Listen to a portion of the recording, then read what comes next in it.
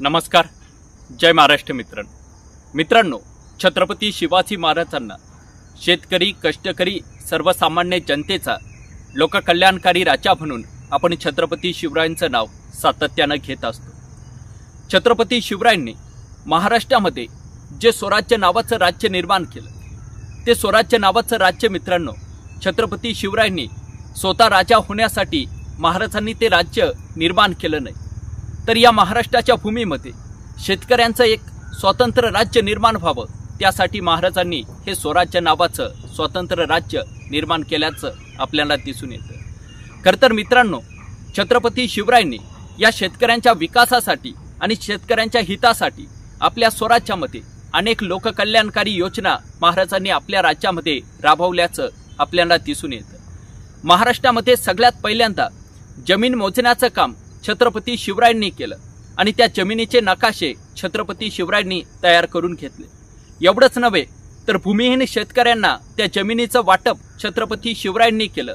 त्या शेतकऱ्यांना कायमस्वरूपी कसण्यासाठी शिवरायांनी ती जमीन दिली आणि सोबतच शेतकऱ्यांना शेतीसाठी लागणारी अवजारं असतील, बी बियाणं असेल किंवा बैलजोडी असेल, हे सर्व छत्रपती शिवरायांनी शेतकऱ्यांना दिल्याचं आपल्याला दिसून येतं।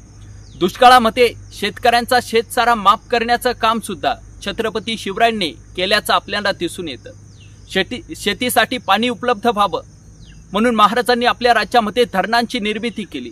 शेतकऱ्यांना विहिरी खोदून देण्याचं काम छत्रपती शिवरायांनी केल्याचं आपल्याला दिसून येतं।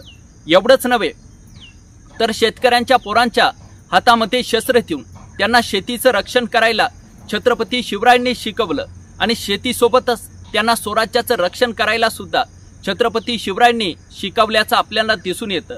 खरं तर मित्रांनो, शिवकाळामध्ये शेतकऱ्यांची पोरं 8 महिना स्वराज्याच्या विस्तारासाठी हातामध्ये शस्त्र घेऊन युद्धभूमीवर लढण्यासाठी जायचे आणि 8 महिन्यानंतर परत आल्यानंतर पुन्हा ते आपल्या हातातील शस्त्र बाजूला ठेवून पुन्हा आपल्या हातामध्ये नागर घ्यायचे आणि प्रचंड काळामध्ये पुन्हा शेती कसण्याचं काम ते सातत्यानं करायचे।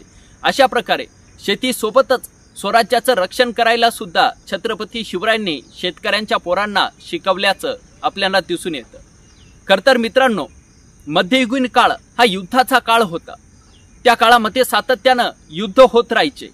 महाराष्ट्रामध्ये त्यावेळेस शाही सत्तांचं वर्चस्व होतं आणि मित्रांनो, या शाही सत्तांमध्ये सातत्यानं युद्ध होत राहायचं।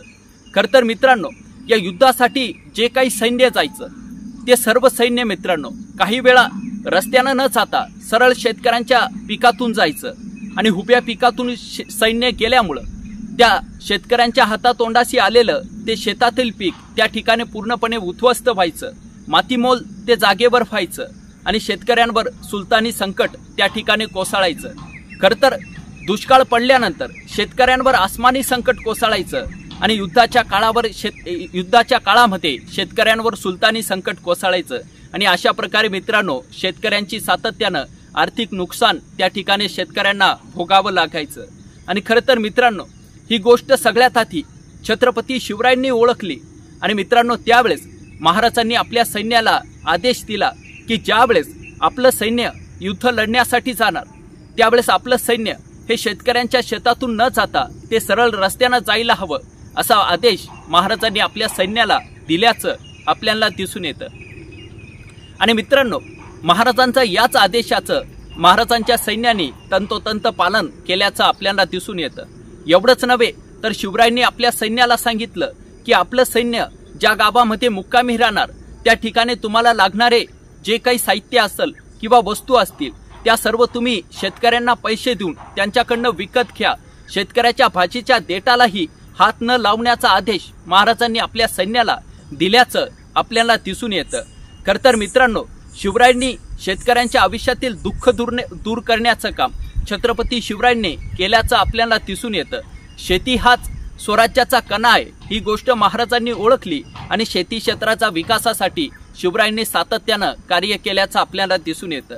खरं तर मित्रांनो, जोपर्यंत शेती क्षेत्राचा विकास होत नाही तोपर्यंत शेतकऱ्याच्या जीवनामध्ये परिवर्तन घडणार नाही, ही गोष्ट महाराजांनी ओळखली होती आणि म्हणूनच मित्रांनो छत्रपती शिवरायांनी आपल्या स्वराज्यामध्ये अशा प्रकारे लोककल्याणकारी योजना महाराजांनी आपल्या स्वराज्यामध्ये राबवल्याचं आपल्याला दिसून येतं।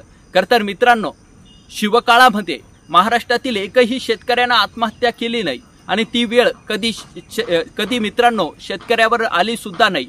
अशा प्रकारे मित्रांनो शिवरायांनी लोककल्याणकारी राज्यकारभार केल्याचं आपल्याला दिसून येतं। छत्रपती शिवरायांच्या कृषी धोरणाबद्दल एवढीच माहिती या ठिकाणी सांगतो आणि थांबतो। धन्यवाद।